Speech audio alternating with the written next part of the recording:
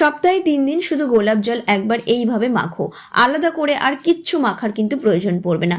ত্বক থাকবে ভীষণ সুন্দর, ভীষণ গ্লোয়িং।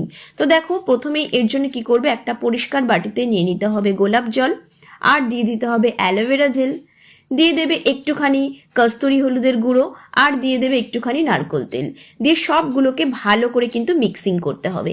তাহলেই কিন্তু এই জিনিসটা পুরো রেডি হয়ে যাবে। এবারে কি করবে, তোমরা চাইলে এই জিনিসটা প্রথমে পুরো মুখে লাগিয়ে নেবে। তোমরা এটা চাইলে স্নানের আগে করতে পারো, বা তোমরা রাত্রেবেলা ঘুমানোর আগেও কিন্তু করতে পারো। মোট কথা, এই জিনিসটা দিয়ে তোমাদের মুখে এটাকে একটু মাসাজ করতে হবে।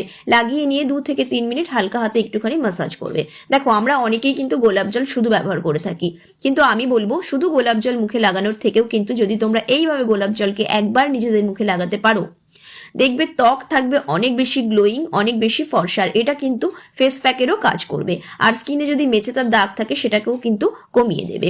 তো এটাকে লাগিয়ে কি করবে, 10 থেকে 15 মিনিট এটাকে রেখে দেবে, তারপরে জল দিয়ে মুখটাকে পরিষ্কার করে নিতে হবে। এটা তোমরা সপ্তাহে 3 দিন, 4 দিন, 5 দিন তোমরা করতে পারো।